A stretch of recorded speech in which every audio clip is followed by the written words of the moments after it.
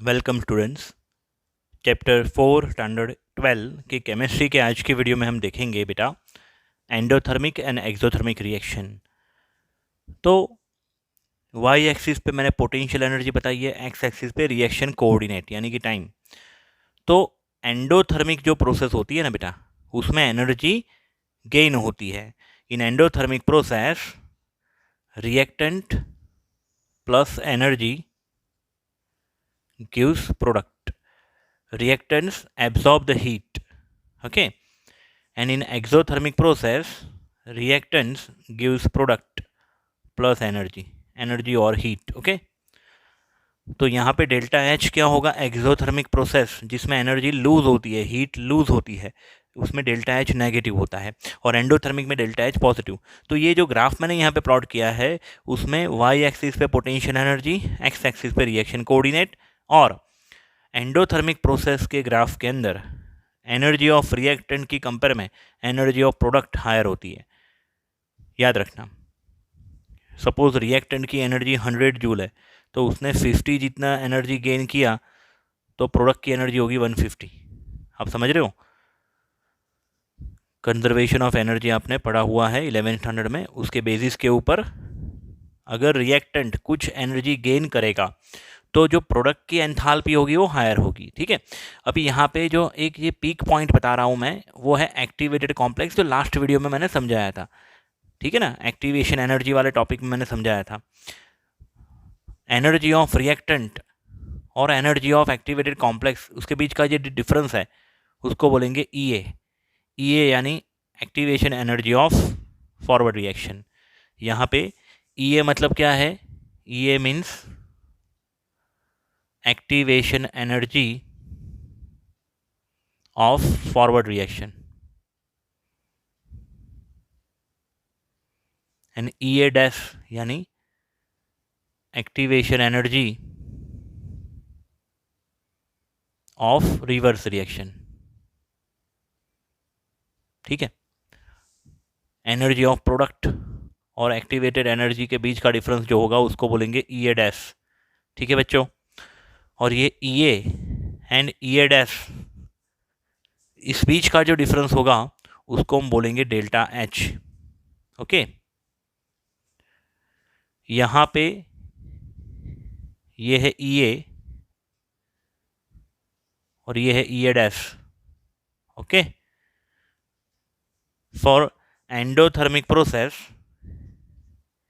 EA greater than EA dash, and for exothermic process EA less than EA dash, okay बेटा। यहाँ पे endothermic process के अंदर delta H is equal to EA minus EA dash is greater than zero, and exothermic process में delta H is equal to EA minus EA dash should be less than zero, ठीक है बच्चों। तो endothermic process के लिए इतना याद रखना है, एक्सोथर्मिक के लिए इतना याद रखना है, ओके।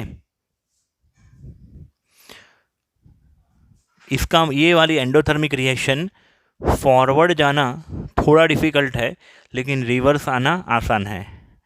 ये एक्सोथर्मिक प्रोसेस फॉरवर्ड जाना आसान है, उसका रिवर्स होना थोड़ा डिफ़िकल्ट है, ठीक है।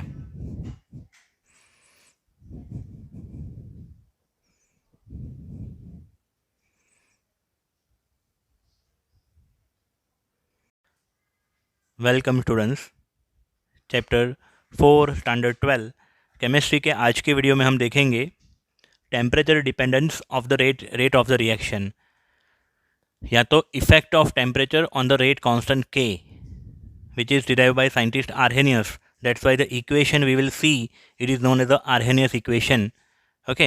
Before going Arrhenius equation, let us discuss about the rate. We have already seen rate is equal to K into R raised to N, ठीक है। N मतलब order of the reaction, concentration of reactant को change किए बिना rate को कैसे बढ़ा सकते हैं। कॉन्सेंट्रेशन ऑफ रिएक्टेंट और N को मैं नहीं बढ़ा रहा हूँ, I am only increasing K, so rate increases। How we can increase the K without changing reaction, without changing, and in fact, K, value of K does not depend the concentration. Value of K dependent on the temperature only और particular reaction. K depend करता है temperature के ऊपर. तो क्यों K बढ़ेगा उसके बारे में हम बात करते हैं. पहले तो क्या ऑब्जर्वेशन उनको मिला, प्रैक्टिकली ऑब्जर्वेशन ये मिला कि temperature has mark effect on the rate of the reaction. For most of the reaction, the rate of reaction becomes nearly double or even more for 10 degree Celsius raise of temperature. मतलब कि 10 degree Celsius temperature को बढ़ाने से rate जो है double या तो उससे ज़्यादा बढ़ जाता है सिर्फ 10 डिग्री सेल्सियस. सपोज़ मेरी रिएक्शन ऐसी है जिसमें 298 केल्विन टेम्परेचर के ऊपर मैं एक्सपेरिमेंट कर रहा हूँ. इनिशियल कंडीशन अभी मैंने 10 डिग्री सेल्सियस बढ़ा दिया, 308 केल्विन टेम्परेचर कर दिया. तो रेट जो है पहले R1 था, फिर रेट हो गया 2R1. ठीक है, तो रेट क्या हो गया, दुगना. टेम्परेचर दुगना नहीं हुआ, टेम्परेचर सिर्फ 10 डिग्री सेल्सियस बढ़ाया मैंने, तो रेट हो गया डबल या तो उससे ज़्यादा.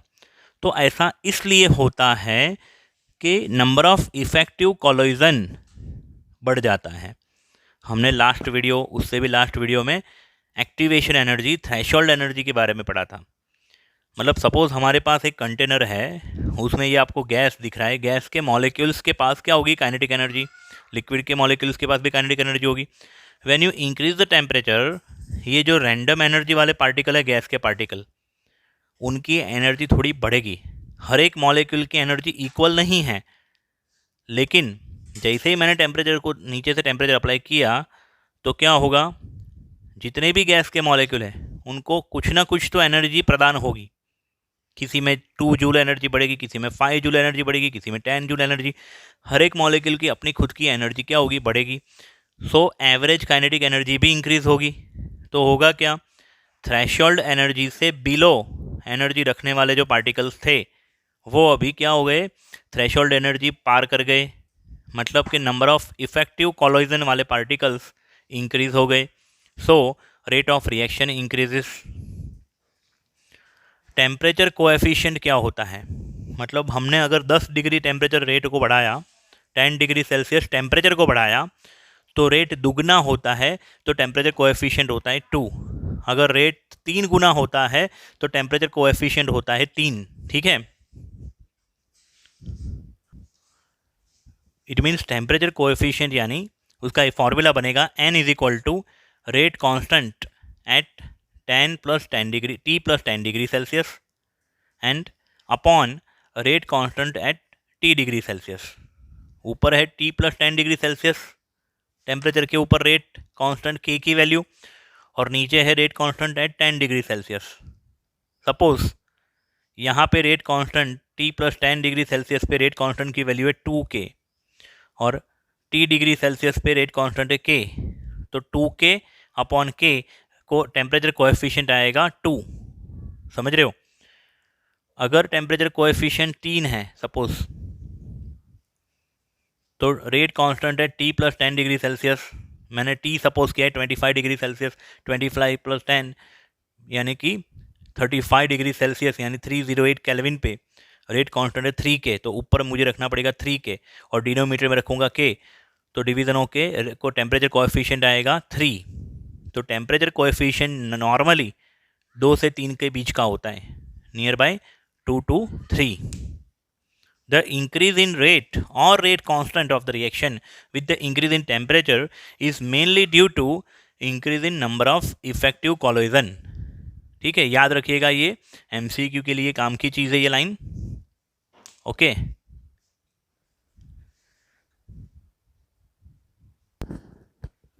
तो अभी जो मैंने बात करी कि जब हम टेम्परेचर को इंक्रीज़ करते हैं, जैसे कि 10 डिग्री सेल्सियस को मैंने इंक्रीज़ किया या तो 10 केल्विन टेम्परेचर इंक्रीज़ किया, तो रेट डबल या ट्रिपल हो जाता है क्योंकि इफ़ेक्टिव कोलिजन बढ़ जाता है.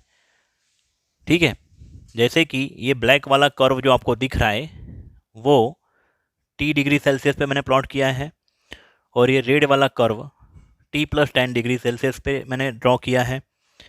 ये कर्व को बोलेंगे Maxwell distribution curve. Maxwell distribution curve. Y axis पे मैंने लिया है fraction of molecules which is proportional to number of molecules, and X axis पे मैंने लिया है काइनेटिक एनर्जी। ओके, तो as the kinetic energy increases, fraction of molecule increases such a point, at such a point fraction of molecule become maximum. It means this speed या तो this kinetic energy is the most probable kinetic energy at t degree Celsius. t degree Celsius पे ये वाली speed maximum पाई जाती है। फिर maximum speed वाले particle भी कम है, बहुत ही कम स्पीड वाले पार्टिकल भी कम है। ये ऐसा ही ग्राफ 11th स्टैंडर्ड में भी हमने देखा था। जब हमने 10 डिग्री सेल्सियस को इंक्रीज किया तो मोस्ट प्रोबेबल काइनेटिक एनर्जी क्या हो गई, बढ़ गई। ये graph right hand side shift हुआ और थोड़ा डाउन साइड भी हुआ।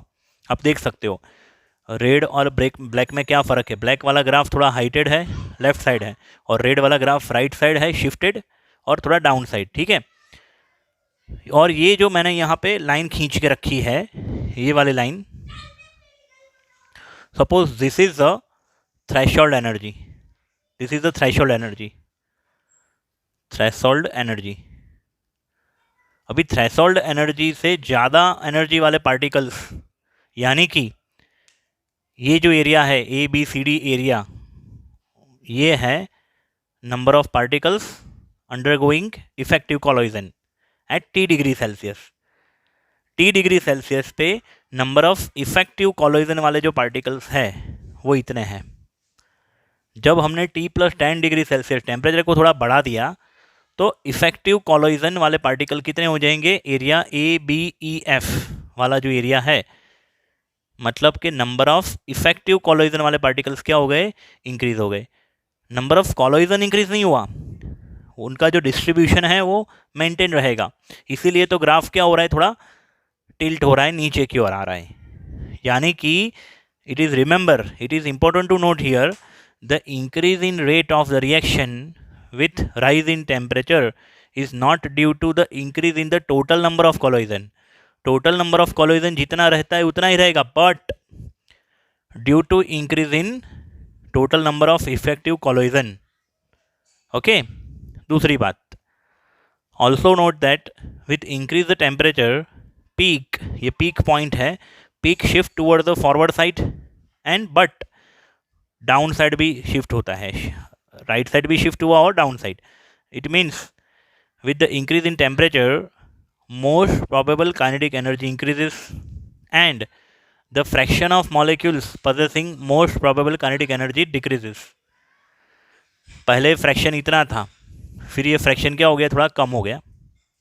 ठीक है, फिर quantitatively the effect of temperature on the rate or rate constant of a reaction, hence on the rate constant K, यानी कि टेम्परेचर में आप चेंज लाओगे तो रेट में चेंज होगा, क्योंकि K चेंज होगा, was proposed by scientist Arrhenius.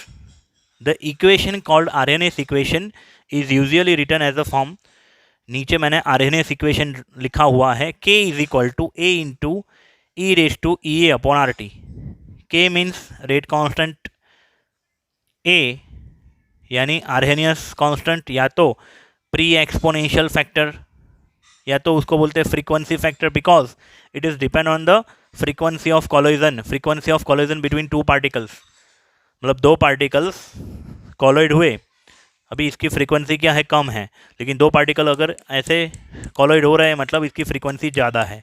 आप समझ रहे हो, ई स्मॉल ई मतलब एक्सपोनेंशियल फैक्टर, पावर में ई ए जो है, E A means Arrhenius, E A means activation energy, activation energy should be in joule or kilo joule, calorie or kilo calorie.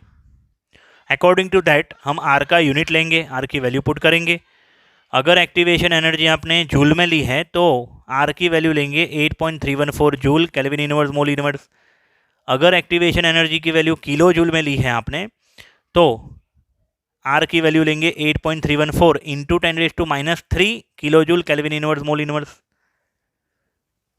अगर activation energy की वैल्यू कैलोरी में ली है तो are की value लेंगे हम 1.987 calorie kelvin inverse mole inverse, approximately 2 MCQ के लिए। 2 calorie kelvin inverse mole inverse. अगर किलो कैलोरी में एक्टिवेशन एनर्जी है तो आर की वैल्यू हम लेंगे 2 into 10⁻³ kilo calorie kelvin inverse mole inverse. ठीक है बच्चों, तो टेम्परेचर इंक्रीज करने से इफेक्टिव कोलिजन इंक्रीज होते हैं, number of effective collision particle increases, that's why rate constant के increases and that's why rate also increases. Okay,